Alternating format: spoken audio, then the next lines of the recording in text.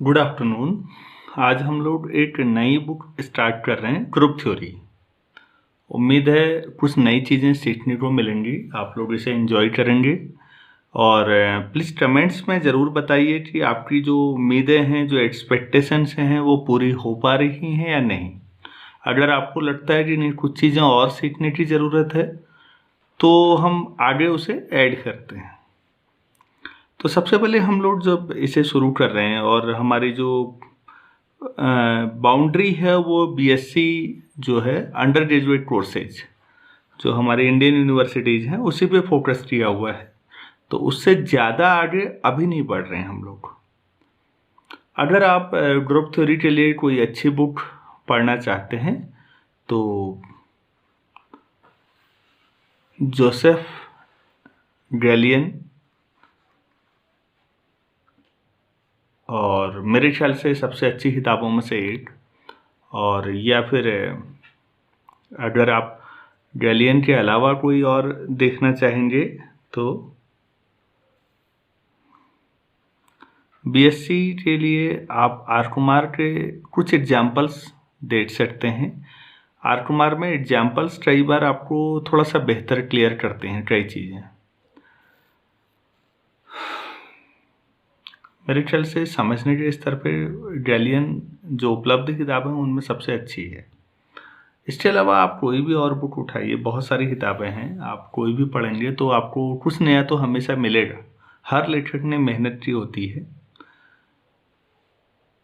जो हम लोग शुरू करते हैं कुछ बेसिक चीज़ों से, तो सबसे पहले हम लोग बाइनरी ऑपरेशन से शुरू करते हैं।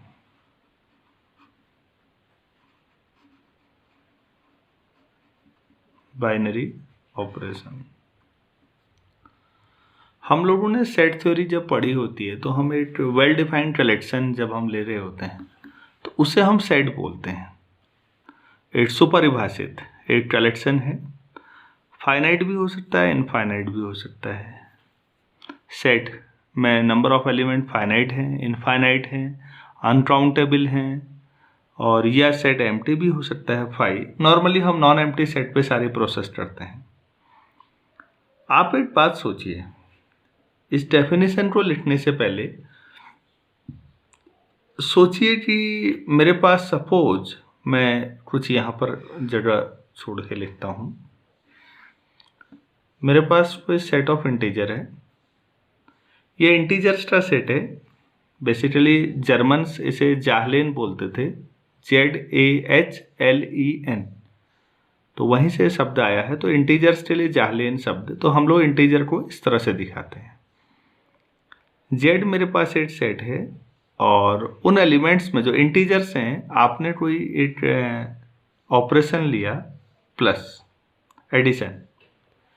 अब आप ये बताइए, कोई भी दो एलिमेंट लीजिए जेड में और उनको ऐड करिए, ये ऑपरेशन जो है इसे लगाइए, तो जो आउटपुट है वो भी हमेशा जेड में ही रहेगा या नहीं। तो मुझे उम्मीद है आपको पता होगा कि ये कोई भी दो इंटीजर लीजिए, उनका सम हमेशा इंटीजर होगा। तो इसका मतलब ये जो ऑपरेशन है यहाँ पर बाइनरी ऑपरेशन है। मतलब कोई भी दो एलिमेंट लीजिए और जो आउटपुट है वो भी जेड के एलिमेंट लिए प्रोसेस किया। जेड के जो दो एलिमेंट है ये इनपुट है, ये क्या है, इनपुट है। ये प्रोसेस है, प्रोसेस क्या है, एडिशन दोनों का, और जो आउटपुट है वो भी इसी में है। अगर आउटपुट भी इसी में है और ये कोई भी दो एलिमेंट के लिए सही है, इसका मतलब है कि addition is a binary operation on Z.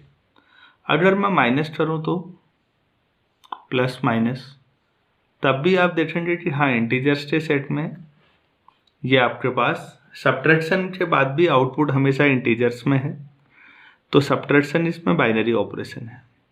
Multiplication सोचिए, दो इंटीजर्स कोई भी लीजिए और उनका आउटपुट मल्टीप्लाई करिए, तो जो उनका आउटपुट होगा वो भी इंटीजर होगा।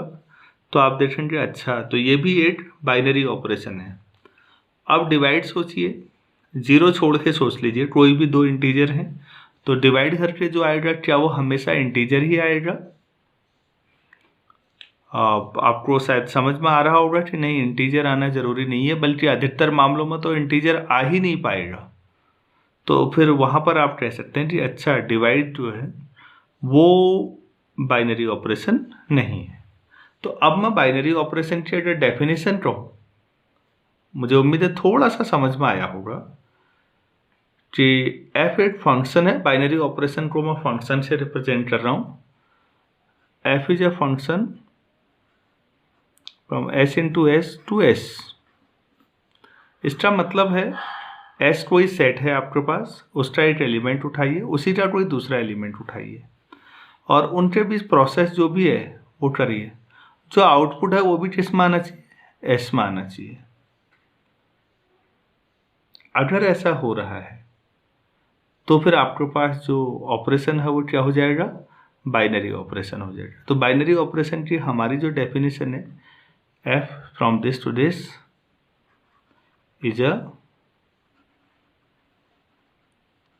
Binary operation if a operation b belongs to s for every ab belongs to s। ये जो ऑपरेशन है मैंने इसके लिए सिंबल ओ जैसा छोटा सा ये बनाया। कई बुक्स में हम लोग एक स्टार बनाते हैं। तो एलिमेंट्स के बीच इन जनरल ये एक एग्जाम्पल था कि हम एडिशन लें, सब्ट्रैक्शन लें या मल्टीप्लिकेशन लें।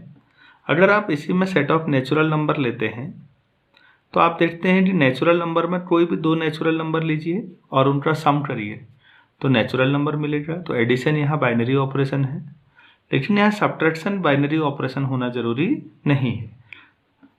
तो ए और बी अगर नेचुरल नंबर हैं तो ए माइनस बी भी नेचुरल नंबर ही होगा, ये जरूरी है नहीं है। तो ये बाइनरी ऑपरेशन नहीं भी हो सकता।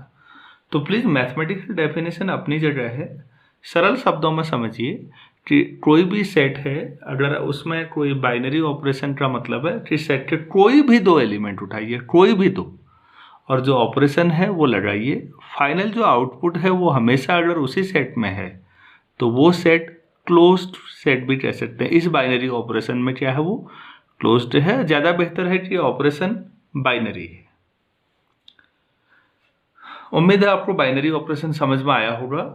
तो नेचुरल नंबर के सेट में बाइनरी ऑपरेशन क्या क्या सामान्य हम सोच सकते हैं, एडिशन और मल्टीप्लिकेशन। दो नेचुरल नंबर को मल्टीप्लाई करिए, नेचुरल नंबर ही आएगा। तो नेचुरल नंबर के सेट में एडिशन और मल्टीप्लिकेशन बाइनरी है, सब्ट्रैक्शन डिवीजन नहीं है। यहाँ पर इंटीजर में सब्ट्रैक्शन भी आ रहा है। ऐसे रेशनल नंबर के सेट में लेंगे तो दो नॉन जीरो से डिवाइड करेंगे तब भी रेशनल ही रहेगा। दो रेशनल हैं, उनका कोसेंट भी रेशनल होगा डिवाइड करके भी, बस जीरो से डिवीजन पॉसिबल नहीं है। तो वहाँ जो आपका डिवीजन है वो भी बाइनरी ऑपरेशन बनेगा। उम्मीद है आपको बाइनरी ऑपरेशन हमारे जो सामान्य सेट होते हैं उनमें समझ में आया होगा। अगर ये आया है तो हम थोड़ा सा आगे बढ़ते हैं और एक नया शब्द सीखते हैं, अलजेब्राइक स्ट्रक्चर।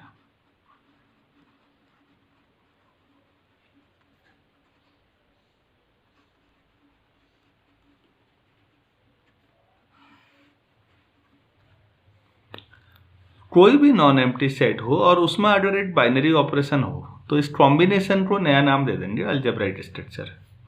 और non empty set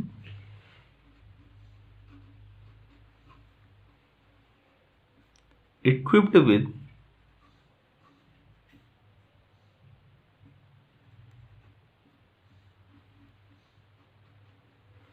a binary operation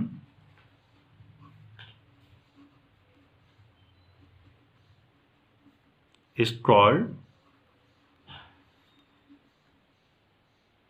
an algebraic structure।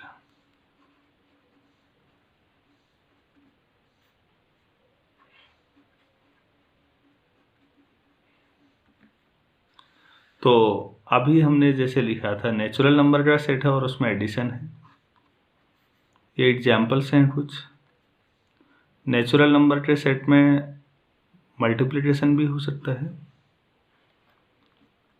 Integers का सेट लीजिए, उसमें एडिशन। इंटीजर्स के सेट में तो सब्ट्रैक्शन भी बाइनरी है, इंटीजर्स के सेट में मल्टीप्लाई भी है, एटसेट्रा। अभी हम बहुत सारे नए बाइनरी ऑपरेशन आगे और भी डिफाइन करेंगे। कुछ ऐसे हैं जो आपने आज तक पढ़े हैं और कुछ शायद ऐसे होंगे जो आप पहली बार नए पढ़ रहे होंगे। बहरहाल बाइनरी ऑपरेशन कब कहलाता है, बस आप ये सोचिए, कोई भी ऑपरेशन एक प्रोसेस है सेट के साथ, सेट के कोई भी दो एलिमेंट उठाइए और प्रोसेस करिए और आउटपुट हमेशा उसी सेट में, तो ऑपरेशन बाइनरी है, कुछ भी ज़्यादा डिफिकल्ट चीज़ नहीं है। तो रियल नंबर, रेशनल नंबर, अभी हमने कॉम्प्लेक्स नंबर्स, इन सब में आप डिफरेंट ऑपरेशन सोचिए और खुद समझिए कि बहुत सारे आपके बाइनरी ऑपरेशन हो सकते हैं। यहाँ से आगे हम लोग एक डेफिनेशन पढ़ेंगे जो बेसिकली हमने इस पूरे पेपर में सीखने हैं, वो है ग्रुप। कि ग्रुप कहेंगे किसको, हम लोग ये देखते हैं। आपके पास एक सेट है जो बाइनरी ऑपरेशन के साथ है, तो हम उसे अलजेब्राइक स्ट्रक्चर कह सकते हैं। कुछ खास तरह की प्रॉपर्टीज हैं, अगर वो उन्हें सेटिस्फाई कर दे तो उस अलजेब्राइक स्ट्रक्चर का नया नाम हो जाएगा, जिसे हम क्या बोलेंगे, ग्रुप। तो अब हम लिखते हैं an algebraic structure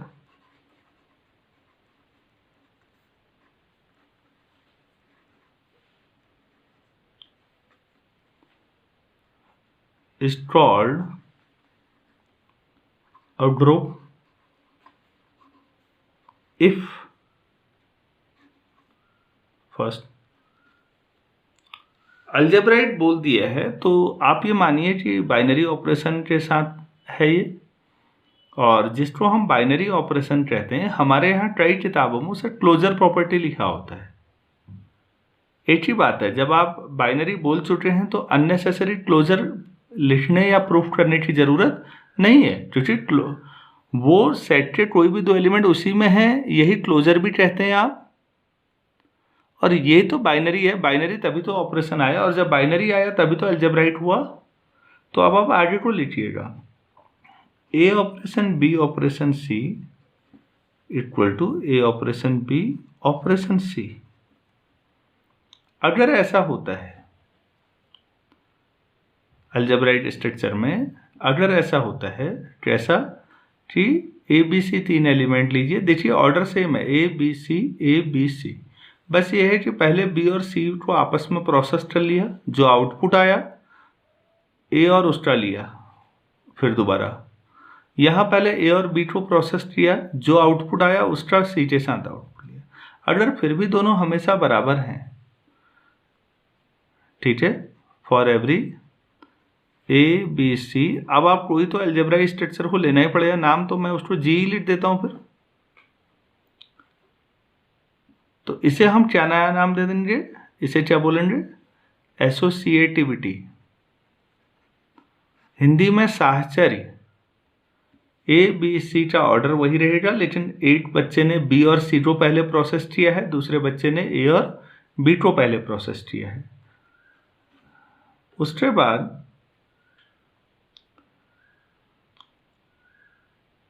there exists an element E belongs to G such that A operation E equal to E operation A equal to A for every A belongs to G। उस G में एक element ऐसा होना चाहिए, E एक element जो किसी के साथ भी ऑपरेट हो जाए, ए ऑपरेशन ई हो या ई ऑपरेशन ए हो, हमेशा क्या आना चाहिए, ए आना चाहिए। तो ये जो ई है, ये हमारा, इसे हम लोग आइडेंटिटी कहते हैं। E is called the identity of G.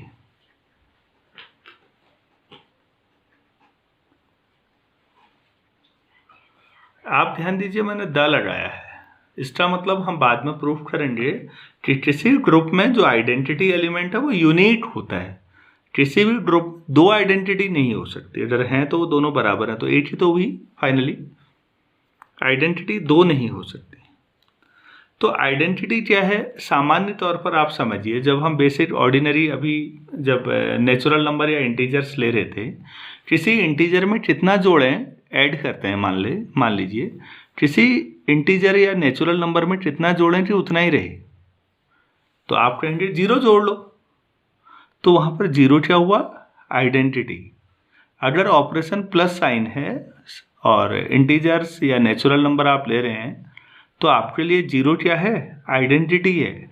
आप इसे एडिटिव आइडेंटिटी भी कह सकते हैं। क्यों, क्योंकि किसी में भी 0 जोड़िए उतना ही रहेगा। अच्छा, अब मल्टीप्लाई सोचिए, हमने इन जो एग्जाम्पल्स ऊपर लिखे हैं इनमें मल्टीप्लिकेशन को भी बाइनरी ऑपरेशन दिखाया था। तो कोई भी दो नेचुरल नंबर लीजिए और आप मल्टीप्लाई करते हैं, नेचुरल नंबर मिलता है, इंटीजर्स को मल्टीप्लाई करते हैं, इंटीजर मिलता है, ठीक है। अच्छा, अब कोई नेचुरल नंबर या इंटीजर को सोचिए और सोचिए कि इसको किससे मल्टीप्लाई करें कि उतना ही रहे, तो आप कहेंगे 1 से मल्टीप्लाई करिए, ठीक। तो फिर 1 क्या हो गया वहाँ पर, मल्टीप्लिकेटिव आइडेंटिटी, या मल्टीप्लिकेशन के तहत वो आइडेंटिटी है। तो आइडेंटिटी का मतलब समझ में आया कि कोई भी एलिमेंट अगर आइडेंटिटी के साथ ऑपरेट होता है तो वो एलिमेंट वही रहेगा। तो अगर ऐसा होता है तो फिर हर एलिमेंट के लिए अगर ये सही है तो ये ई को हम आइडेंटिटी कहेंगे। उम्मीद है आपको आइडेंटिटी क्या होती है समझ में आ रहा होगा। उसके बाद for every A belongs to G there exist some B belongs to G such that A operation B या बी ऑपरेशन ए आइडेंटिटी है। अगर ऐसा हो कि उस जी में ये प्रॉपर्टी सेटिस्फाई हो रही है कि जी का कोई भी एलिमेंट उठाइए आपको एक और एलिमेंट मिलेगा जी उसके लिए, सपोज बी, तो ए और बी को ऑपरेट करिए, मतलब ए ऑपरेशन बी या बी ऑपरेशन ए, एक ही बात है, कोई फर्क नहीं पड़ता, और आइडेंटिटी आउटपुट है। तो फिर आप ये कहेंगे कि जो ए और बी है वो एक दूसरे के इनवर्स हैं। Then B is the inverse of A। ऐसा भी बोल सकते हैं कि A का इनवर्स B या B का इनवर्स A। अगर ये 3 प्रॉपर्टी सेटिस्फाई हो रही हैं, उम्मीद है आपको ये समझ में आया होगा। इनवर्स, सपोज इंटीजर्स का सेट है और ऑपरेशन ले लिया मैंने एडिशन, तो 5 में क्या जोड़ूं कि 0 आ जाए, -5, तो 5 का एडिटिव इनवर्स क्या हो गया, -5। ऐसे -5 का एडिटिव इनवर्स 5, इनवर्स एक दूसरे के रेसिप्रोकल होंगे वो दोनों। अगर ऑपरेशन मल्टीप्लिकेशन है तो 5 को किससे मल्टीप्लाई करें कि 1 आ जाए, मल्टीप्लिकेटिव आइडेंटिटी 1 थी, तो आप कहेंगे 1/5। तो इसका मतलब है कि जो एलिमेंट है उसके इनवर्स भी, हर एक का इनवर्स भी उसी जी में होना चाहिए और इस प्रॉपर्टी को सेटिस्फाई करना चाहिए। तो हमने 3 प्रॉपर्टी ली। अगर कोई अलजेब्राइक स्ट्रक्चर इन 3 प्रॉपर्टी को भी सेटिस्फाई करता है तो टोटल 4 हो गई, क्योंकि एक तो यहीं अलजेब्राइक में बाइनरी हो गई, मतलब कोई भी 2 लीजिए उसी में होना चाहिए, आउटपुट बाहर नहीं जाना चाहिए, एसोसिएटिविटी है, आइडेंटिटी है और हर एक एलिमेंट का इनवर्स भी होना चाहिए। अगर इतना है तो हम इसे ग्रुप कहेंगे। ये डेफिनेशन यहाँ पर ग्रुप की डेफिनेशन कंप्लीट होती है। उम्मीद है आपको ग्रुप क्या होता है इसकी डेफिनेशन समझ में आ गई होगी। आप लोग अब देखिए Z+, ये आप इंटीजर्स का सेट एडिशन में आप देखिए ये ग्रुप होगा, क्योंकि कोई भी 2 इंटीजर्स को ऐड करिए तो आपको इंटीजर ही मिलेगा। इंटीजर्स का एडिशन कम्यूटेटिव होता है, हम लोग बहुत जूनियर क्लासेस से पढ़ते हुए आ रहे हैं। और एडिशन में जो ऑपरेशन आइडेंटिटी है वो 0, तो 0 भी इंटीजर होता है, इसमें सभी को पता है। इंटीजर्स में कोई भी नंबर ले लीजिए, कोई नंबर है x, तो एक एडिटिव इनवर्स -x भी इंटीजर ही होगा और x और -x को जोड़ के 0 मिलेगा, मतलब हर एक का एडिटिव इनवर्स मिल जाएगा। तो उम्मीद है आपको समझ में आया होगा कि ये आपके पास ग्रुप का एक छोटा सा एग्जाम्पल है। यहीं पर अगर मैं नेचुरल नंबर का सेट लेता तो सोचिए उसमें एडिटिव आइडेंटिटी आ पाती क्या? नेचुरल नंबर के सेट में एडिटिव आइडेंटिटी 0 क्या संभव है? नहीं, तो वो ग्रुप नहीं बन पाएगा। जेड आपके पास ग्रुप है, इंटीजर्स का सेट। अगर आप जेड के साथ प्रोडक्ट ले लें मल्टीप्लिकेशन, तो फिर सोचिएगा कि 5 का मल्टीप्लिकेटिव इनवर्स क्या होता, 1/5। क्या वो इंटीजर होता? देखिए इंटीजर उसी सेट में होना जरूरी है ना, बाहर नहीं। तो आप समझ जाएंगे कि अच्छा मल्टीप्लिकेशन के साथ अगर आप लेते हैं तो वो ग्रुप जेड इंटू जेड के साथ अगर मल्टीप्लिकेशन लेते हैं तो वो ग्रुप की डेफिनेशन को सेटिस्फाई नहीं करता है। अगर आप रेशनल नंबर्स में लेते हैं तो ये ग्रुप की डेफिनेशन को सेटिस्फाई करेगा।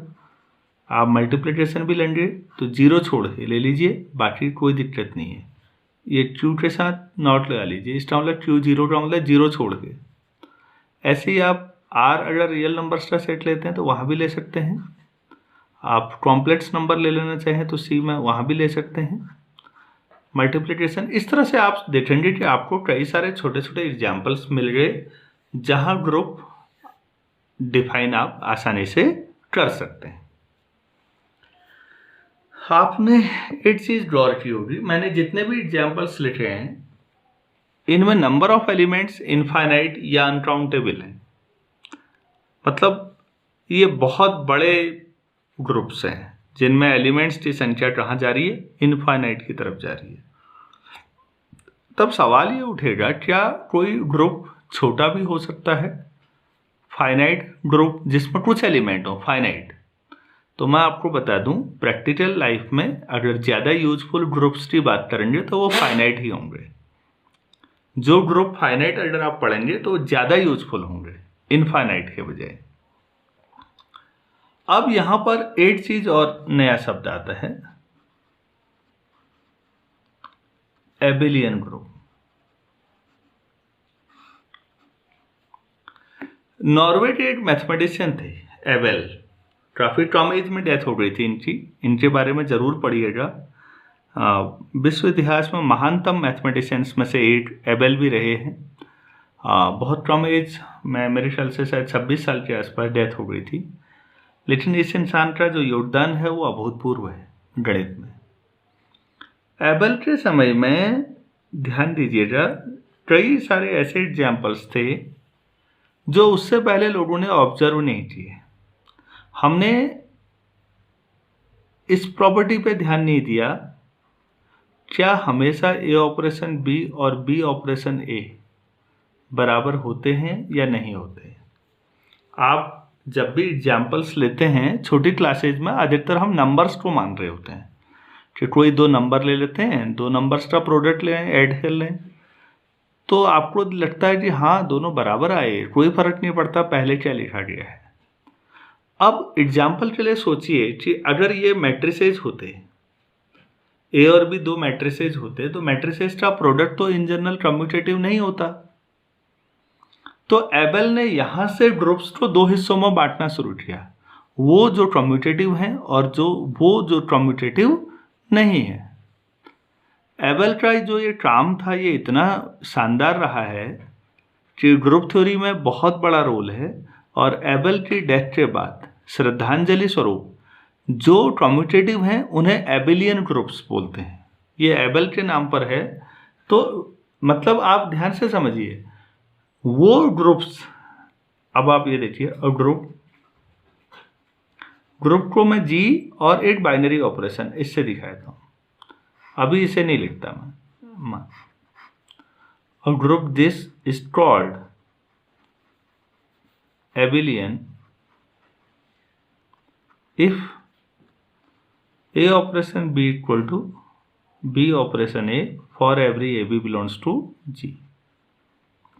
एक ग्रुप एबिलियन होगा अगर A ऑपरेशन B और B ऑपरेशन A बराबर आते हैं।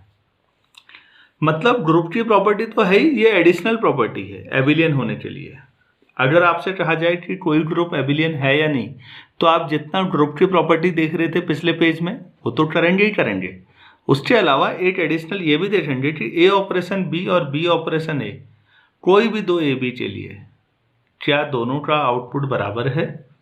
अगर है तो वो एबिलियन है, और अगर ऐसा नहीं आ रहा है, एक भी पेयर के लिए इक्वलिटी होल्ड नहीं कर रही है, तो हम ऐसे ग्रुप को नॉन एबिलियन ग्रुप बोलेंगे। उम्मीद है आपको ग्रुप एबिलियन या नॉन एबिलियन समझ में आया होगा और आपको एग्जाम्पल समझ में आए होंगे कि भाई मैट्रिसेज में ऐसा पॉसिबल है। और भी कई सारे एग्जाम्पल मिलेंगे जो हमने ऊपर लिखे हैं। नॉर्मली ये नंबर्स हैं और नंबर्स में कम्यूटेटिविटी होल्ड कर जाती है ऐड या मल्टीप्लिकेशन में, तो आपको यहाँ ऐसे एग्जाम्पल कम मिलेंगे। लेकिन डिफरेंट फंक्शंस में और डिफरेंट मैट्रिसेस के ग्रुप्स में आपको ये एग्जाम्पल मिल सकते हैं। उम्मीद है आपको एबिलियन और नॉन एबिलियन का डिफरेंस समझ में आया होगा। हम लोग अब इसके बाद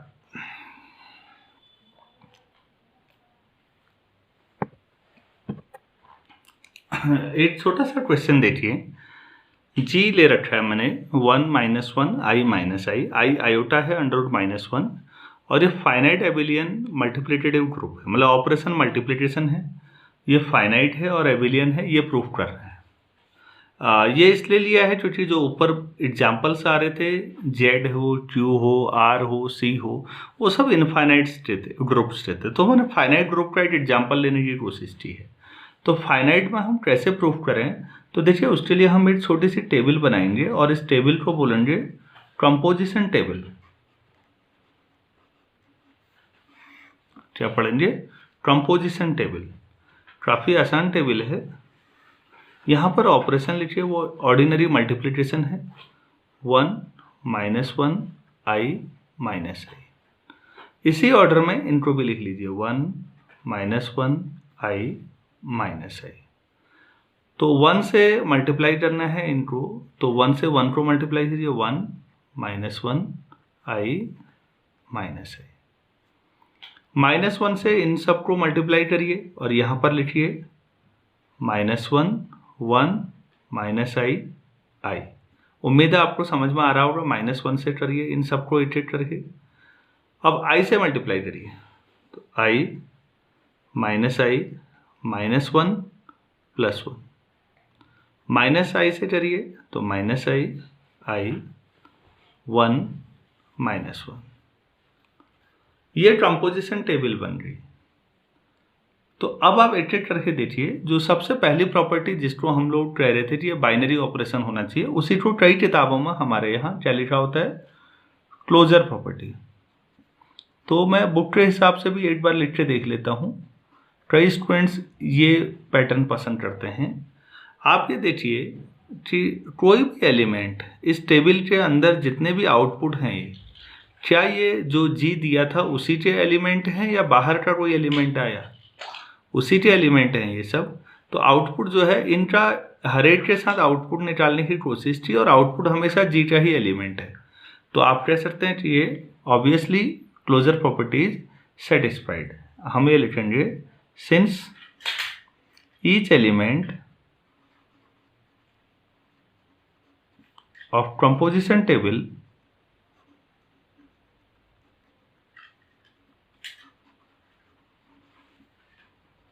each element of composition table is an element of G, so closure property is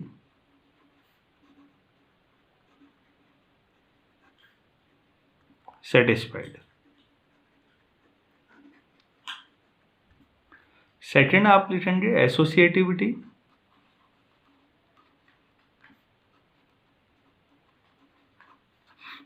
तो आप इसमें लिखेंगे, क्योंकि आप पहले से ये सारी चीज़ें पढ़ते हुए आ रहे होंगे, कॉम्प्लेक्स नंबर मल्टीप्लिकेशन में हमेशा क्या होते हैं, एसोसिएटिव होते हैं। Since we know that multiplication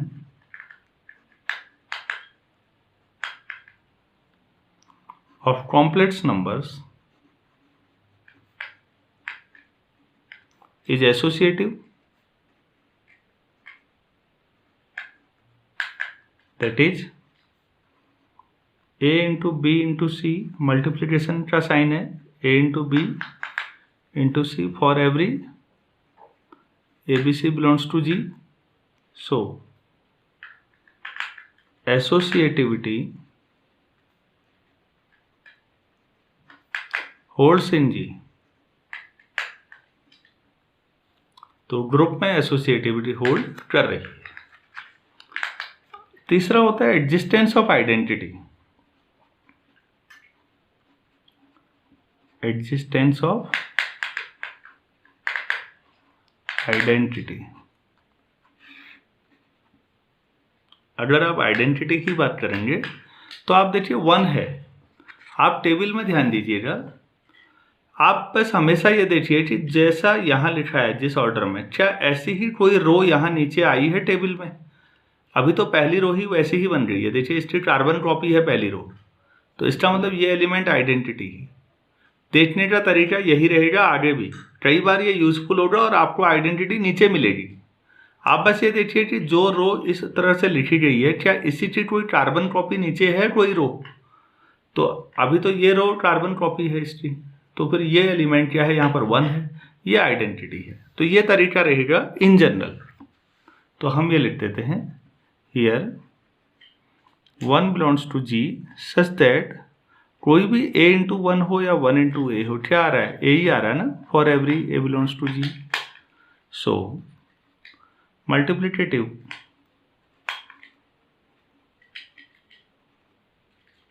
identity exist in G में एग्जिस्ट करती है। नेक्स्ट होगा एग्जिस्टेंस ऑफ इनवर्स।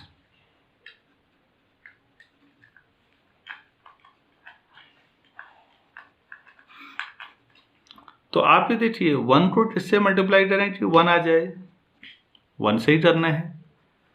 -1 को किससे मल्टीप्लाई करें कि 1 आ जाए? I को किससे मल्टीप्लाई करें कि 1 आ जाए? और -I को किससे मल्टीप्लाई करें कि 1 आ जाए? तो आप लोग ये देख रहे हैं कि 1 को 1 से मल्टीप्लाई करना है, -1 को -1 से मल्टीप्लाई करके 1 आना है, I को -I से मल्टीप्लाई करके 1 आना है, और -I को I से मल्टीप्लाई करके 1 आना है। तो फिर 1 का इन्वर्स कौन है? 1 ही है। -1 का इन्वर्स -1 ही है। I का इन्वर्स -I, और -I का इन्वर्स I। तो हर एक का इन्वर्स G के अंदर एग्जिस्ट करता है। तो इसका मतलब हर एलिमेंट G का हर एलिमेंट G में ही इन्वर्स रखता है, मतलब बाहर जाने की जरूरत नहीं है। So each element of G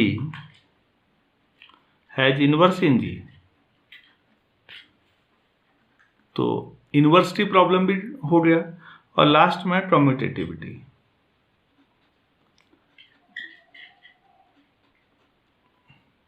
मैं इसे नहीं लिखा रहा हूं क्योंकि फिर वही लिखेंगे। कम्यूटेटिव मतलब मल्टीप्लिकेशन कम्यूटेटिव। हम ये लिखेंगे कि since we know that multiplication of complex numbers is always commutative. तो ये मेरे ख्याल से आप समझते ही होंगे, तो मैं लिखा नहीं रहा हूँ। Multiplication of complex numbers is always commutative. So G is a commutative या एबिलियन, जो आपको अच्छा लगे। G is a abelian group and this is finite also. So this is finite abelian group. उम्मीद है आपको समझ में आया होगा फाइनाइट एबिलियन ग्रुप के लिए हम क्या करते हैं। नॉर्मली छोटे ग्रुप अगर कहे जाएं तो हमें जो बनाना होता है उसको क्या बोलते हैं? एक कंपोजिशन टेबल। एक टेबल बना लीजिए, जो ऑपरेशन है वो यहाँ लिखिए और इस तरह से रिप्रेजेंट कर दीजिए। आपकी टेबल बनते ही आपको समझ में आ जाएगा कि ये ग्रुप है या नहीं है। बाकी चीज़ें जो लिखनी है नीचे ये औपचारिक है, इसमें कोई ज़्यादा दिक्कत नहीं है। अब हम लोग क्यूब रूट्स ऑफ यूनिटी क्या होती हैं, 1 के क्यूब रूट, उनको निकालने की कोशिश करते हैं। आप ऐसे देखिएगा, इसके 2 मेथड होंगे। पहला मेथड 1 का आपको क्यूब रूट निकालना है। हम मान लेते हैं कि वो क्या है? 8 से, मतलब तो x की वैल्यू निकालनी है हमें। अगर मैं x क्यूब कहूँ तो कितना आ जाएगा? 1। अगर मैं x क्यूब माइनस 1 क्यूब लिखूँ तो इसे कैसा रहेगा? 0। तो इसके factor x minus 1, x square plus x plus 1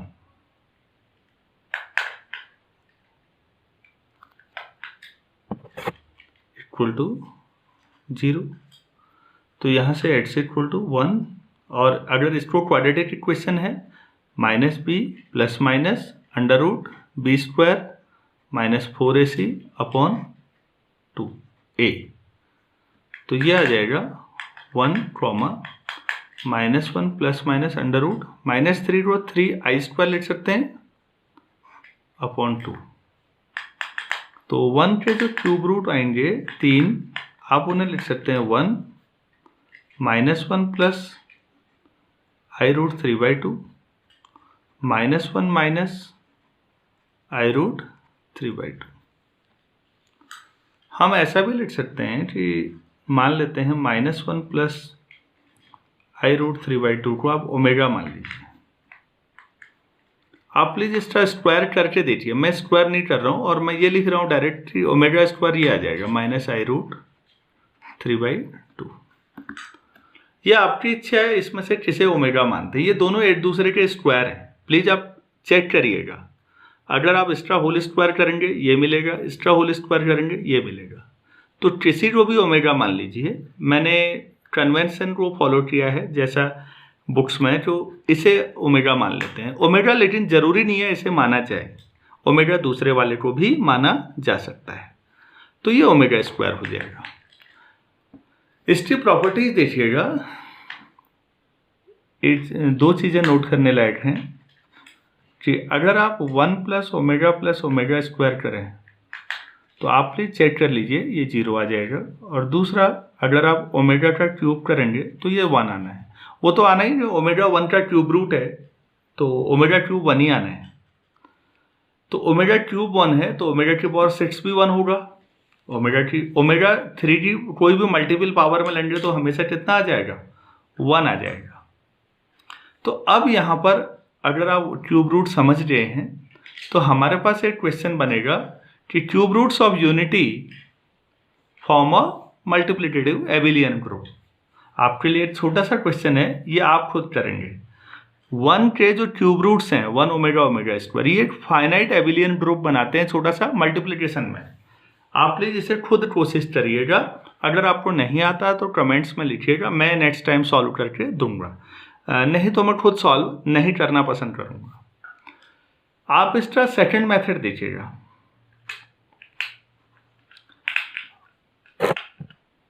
आप इसे देखिएगा 4 रूट्स ऑफ यूनिटी, 1 की पावर 1/4 फोर्थ रूट कैसे निकालें।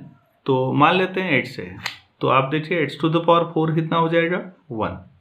तो x⁴ माइनस 1⁴ को क्या मान लें 0। तो इसके फैक्टर क्या होंगे x² - 1 और x² + 1 = 0। तो आप यहाँ से जब करेंगे तो पहले ब्रैकेट से आपको x = 1 और -1 और दूसरे से i और -i मिलेंगे। तो आपने ये अभी पढ़ लिया था, ये एक फाइनाइट एबिलियन ग्रुप था 1 - 1 i - i का। इसका मतलब आप कह सकते हैं कि 4 रूट्स ऑफ यूनिटी अगर आप लेते हैं, 4 इसलिए कि ये 4 हैं, 4 रूट्स हैं किसके, यूनिटी के। यूनिटी मतलब इकाई। तो जैसे 3 रूट्स, थर्ड रूट अभी आपने क्यूब रूट लिए थे, ऐसे ये 4 रूट्स हैं। दोनों बिल्कुल सिमिलर क्वेश्चन हैं। ये जो मेथड है मैंने फैक्टराइजेशन मेथड यूज किया है। आप देखिए मैंने ये फैक्टर किए हैं, ये भी फैक्टर किए हैं। ये छोटी पावर में तो इफेक्टिव हैं, लेकिन अब अगर 4th रूट के बाद 5th रूट आता तो आप समझ रहे हैं कि यहाँ पर 5th रूट में मेरे लिए फैक्टर करना बड़ा मुश्किल होता। 5th की जगह 6th 7th 8th 9th 10th या कुछ भी ऐसा रूट आ जाए तो आप ही बताइए क्या ये व्यावहारिक मेथड है। तो आपका जवाब होगा नहीं। तो फिर एक जनरल मेथड जिससे कोई भी रूट निकाला जाए वो हम सीखते हैं। तो उससे क्यूब रूट भी निकलेंगे, 4th रूट भी निकलेंगे और इन जनरल निकालेंगे तो nth रूट भी निकलेंगे, यूनिटी के nth रूट। हम उस मेथड को अब सीखते हैं। क्यूब रूट्स ऑफ यूनिटी दोबारा कैसे निकालते हैं देखिए। मान लेते हैं x को 1⁴ मैं इसे पोलर फॉर्म में चेंज करूं तो cos 0 + i sin 0 लिख सकता हूं 0 डिग्री टू द पावर 1/3। देखिए sin 0 0 cos 0 1, तो अंदर 1⁴ आ जाएगा। मैं इन जनरल लूं तो क्या मैं इसे 2πr जोड़ दूं plus i sin 2πr plus 0 to the power 1/3 where r equal to, अभी मैं बताऊंगा। आप एक बात सोचिए, क्रॉस या साइन में कोई भी एंगल दिया हो, अगर मैं उसमें 2π जोड़ूंगा तो आप वहीं पर रहेगा या नहीं? 2π घुमा के वहीं पर आएंगे आप दोबारा। फिर 2π और जोड़िए तो 4π, फिर जोड़िए 6π, 8π, इन जनरल 2nπ या 2rπ। तो आप देखते हैं कि अच्छा 0 डिग्री में 2rπ जोड़ेंगे तो रोटेशन बढ़ेंगे, लेकिन आप एक्चुअल में वहीं पर रहेंगे। लेकिन इससे आपके ना रूट्स की वैल्यू कैलकुलेट की जा सकती है। आपको r कहाँ से शुरू करना है? सबसे पहले r कितना? 0। r 0 होगा तो कोई चक्कर नहीं लगा, पहला ही रहा। फिर r एक चक्कर लगाइए 1, फिर एक चक्कर लगाइए 2। अब आप कहेंगे r की कितनी वैल्यू रखनी है? r की उतनी वैल्यू रखनी है 0 से शुरू करते हुए जहां तक आपको वैल्यू निकालनी है। आप ही बताइए आपको कितनी वैल्यू निकालनी है? 3। इस बार क्यूब रूट है ना, 3 वैल्यू, तो r 0 से स्टार्ट करिए तो 0 1 2। 4 वैल्यू होती तो यहाँ 1/4 होता, तो 0 1 2 3। n वैल्यू होती तो यहाँ 1/n होता, यहाँ 0 1 2 3 अप टू n-1। ये समझ में आ रहा होगा आपके। इसी r को ध्यान में रखते हुए मैंने xr लिख दिया इसे। तो अब आप इसे क्या लिख सकते हैं? आयलर थ्योरम आपने पढ़ी होगी, e⁻⁻ i theta cos theta plus i sin theta. तो xr आपके पास हो गया e⁻, ये i 2πr to the power 1/3। तो ये e⁻i 2πr/3। r की जो 0 रखिए, r 0 रखना है पहला, तो x0 कितना मिला? e⁻0 मतलब 1। r की जगह पर 1 रखिए, r अगर 1 रख दिया इसमें तो e⁻i 2π/3। आप इसे सॉल्व करेंगे, cos 2π/3 प्लस i sin 2π/3। आप इसे सॉल्व करिए, क्रॉस 120 है, -12 प्लस साइन तो सेकेंड क्वाड्रेंट में पॉजिटिव होता है √3/2। आपको याद होगा यही ओमेगा था, यही हमने ओमेगा लिया था। तो ओमेगा कितना होता है एक्चुअली? e⁻i 2π/3। x2 लीजिए, x2 r की जगह 2 रखेंगे तो ये 4 हो जाएगा, तो e⁻i 4π/3। तो क्रॉस पाई प्लस π/3,